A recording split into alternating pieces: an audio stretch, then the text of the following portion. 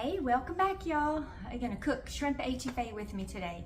I have a great recipe. My son asks for it at least once a week for his entire life, and he's 22, so I guarantee you that it's good. We'll start off with a roux, and then we're gonna put shrimp in ours today, which normally he prefers crawfish, but I just made crawfish etouffee this past weekend, so I'm gonna make shrimp this time. And come along and I'll show you how to make it. All right, so here's the recipe. And the ingredients that you're going to need are bouillon cubes, an onion, garlic, bell pepper, salt, pepper, oregano, thyme, paprika, basil, white pepper, Tony's, cayenne, vegetable oil, and flour, and 2 pounds of shrimp or crawfish. All right, the first thing we're going to do is start with our roux, and we're going to start with 9 tablespoons of oil. And the 9 tablespoons of canola or vegetable oil are going to probably make a thick 3.5 cup liquid etouffee. So what I do is I double it for 2 pounds. So if you just want to do a small batch, just use half of this, which would be like 4.5 tablespoons. And then we're going to put equal amounts. So we're going to put in 6 1.5 tablespoon things of flour. So that was 1, 2, 3,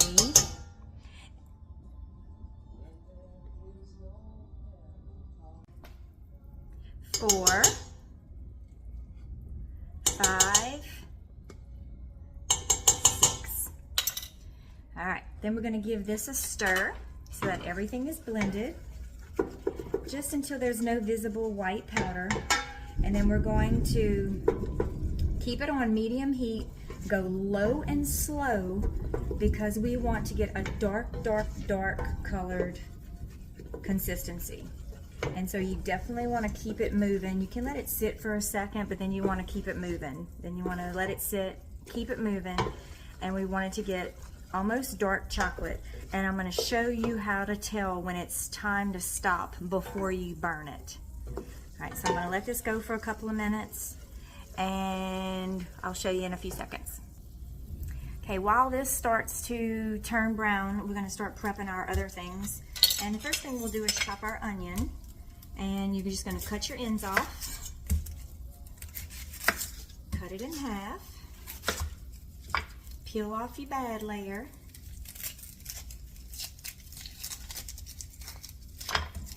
Ooh, this one's already going to make my eyes cry, I can see. So the part that makes your eyes cry is sulfuric acid. And that's this like milky liquid that you see inside the onion right here on my cutting board. And if you get too close to it, it's putting off all this stuff. It's going to make your eyes water. You can do a few things to prevent that from happening. You can put candy in your mouth, or a mint, or an ice cube, or something like that. They say you can chew gum while you're chopping up an onion. They say if you refrigerate your onion and it's cold when you chop it, that it's less likely to do that. They'll say if it's fresh or if it's old, it'll do it more, whatever. But in my opinion, because I'm talking, I can't really do any of those things except suffer a little bit and chop it super fast so that it doesn't make your eyes cry. All right, so here's our onion. Push that aside. And now we're going to prep our garlic. And I am going to stop and stir.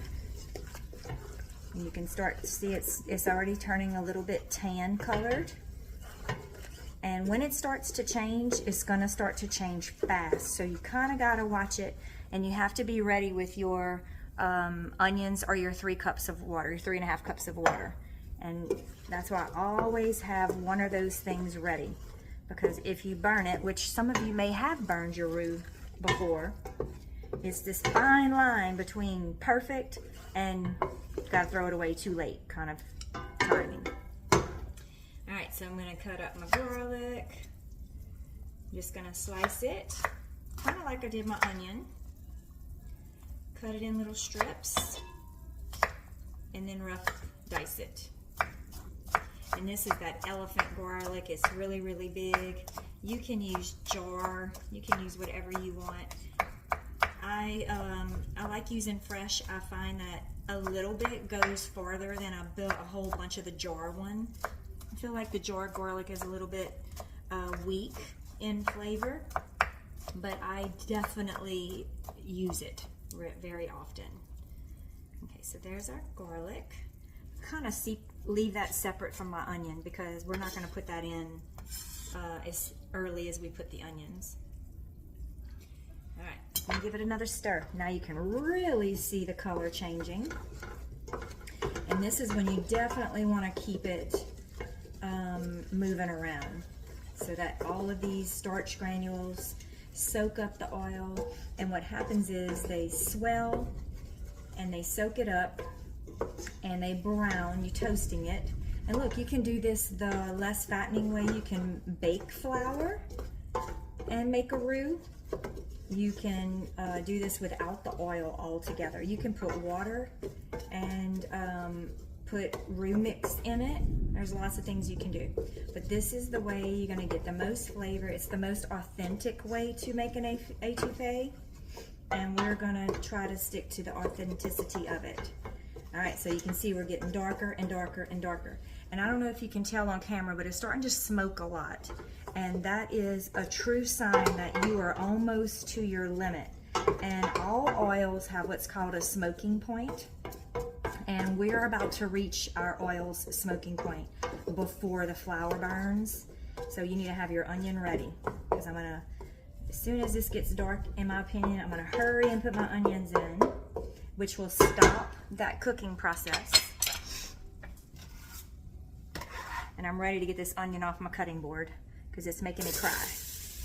All right, into the pot go the onions. Give that a little stir just to cool it all down.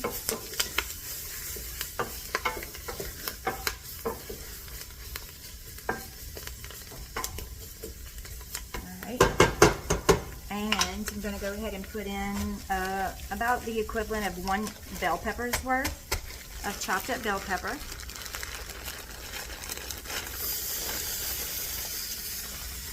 Probably a good amount. I'm going to stir that down.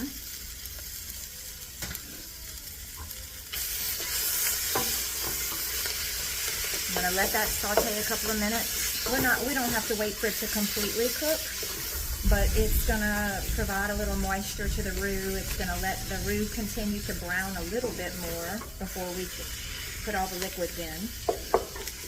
And then we'll add the garlic in a minute or so.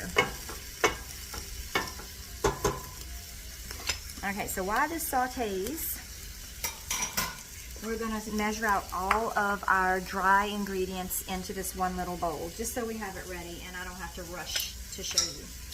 All right, we're going to do everything with teaspoons. Now, I got this recipe from my husband's coworker from a long time ago. I feel like we were not even married yet, honestly, or we had just gotten married.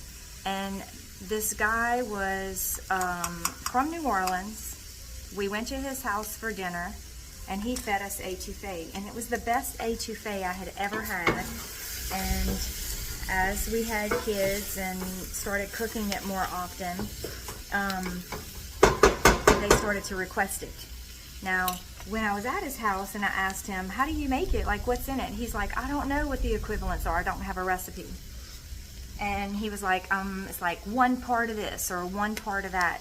So literally my recipe is written in 1 part thyme, 1 part oregano, etc. And so what I did when I got home was I started playing with it and came up with, okay, 1 part was like 1 teaspoon. 2 parts was like 2 teaspoons. That sort of measurements. So the first thing I'm going to do is do 1 teaspoon of thyme.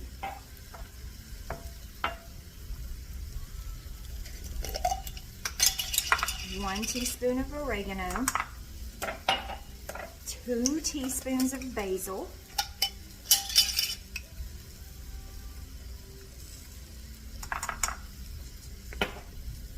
we're going to do 6 bouillon cubes, which I'm going to unwrap, and then we're going to put a dash of Tony's. Did you know that you could use these lids off of your cheese, dry cheese shakers? They fit perfect on mason jars. and I find that they control the moisture in Tony's better than leaving it in its original package. If you didn't know that, I'm glad I could teach you something today. All right, this is cayenne. I'm just gonna put a little bit, like 1/8 of a teaspoon. You don't have to go crazy, but you do get to control that. I'm gonna put a little bit of paprika. And a little bit of white pepper. If you have ever bought peppercorns, you'll notice that they have every color of pepper in there before you grind it.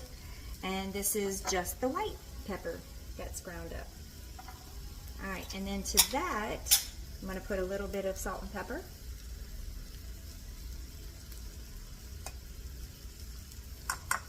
And then I'm going to unwrap my bouillon cubes and get those ready. All right, so while I unwrap these bouillon cubes, and I don't know if you've ever used bouillon cubes, but these are dehydrated chicken broth, and they're really good for a lot of added flavor. You can buy them in beef flavored also for any of your beef rich dishes, and you can buy it in granulated form. You can buy it in the cubes like I like to buy it, because some recipes that you cook say put so many cubes, and it's just easier for measuring purposes, especially when I'm making this recipe, because I know that I need this many for it. All right, give our onions a little stir.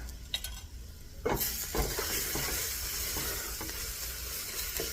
right, I'm gonna go ahead and add in my garlic.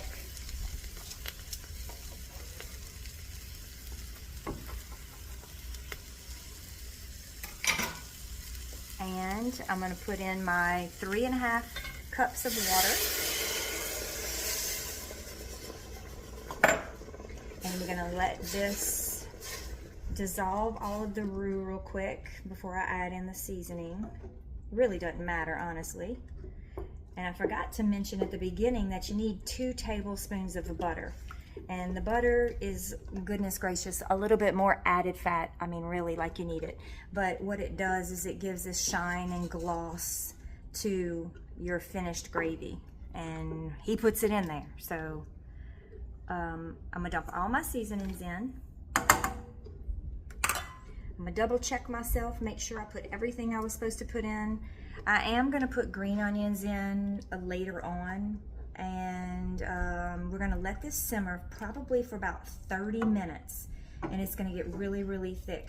And for the last 20 minutes of cooking, we're gonna put the shrimp in it, and then that is what they'll cook in just those last few minutes. If you put the crawfish in at this point or the shrimp in at this point, you're gonna boil them to death, and they're gonna be tough and shriveled up really, really hard. So let your sauce go, let it all simmer and thicken, and then you can add your seafood in. And don't forget to put your pot of rice cooking.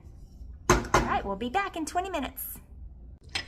All right, so it's been 20 minutes, more like 23 minutes, and it's really, really thick, and that's what you want. I'm gonna go ahead and add in my shrimp. Now, if you are cooking with crawfish, make sure that you put the juices that's in the packs of crawfish in with this. I'm just going to give it a stir, and I'm going to leave my heat. I have it right now on a number 2, between 2 and low. Bring it back up to a tiny simmer, and then I'm going to let it simmer for about 20 minutes or so until the shrimp are fully cooked and pink, and it's going to be delicious. All right, so it's been about 20 minutes, 17 or 20 minutes, something like that, and it's perfect. The shrimp are fully cooked. We're gonna go ahead and put in our green onions, and I just went and got these out of my yard. And green onions don't take long, and they're better if you put them in at the last minute, because you actually will taste them. And I'm gonna cut them up with some scissors. And they're flying all over the place. You can also just garnish with the green onions if you would prefer to do that, but they're just gonna wilt when you put them in the heat, and it's gonna be ready to eat. This weekend I made etouffee, and we fried fish and french fries, and we made, like, you know, that catfish pontchartrain or whatever it's called, where you put the shoestring french fries, you put the fried fish fillet, and then you top it off with etouffee, and man, it was so good. All right, let's give this a test run. I know it's good. I love this stuff. I'm just going to put a little bite. And we're going to try it out. Okay, I added a few more. I couldn't help myself. All right, let's give it a try.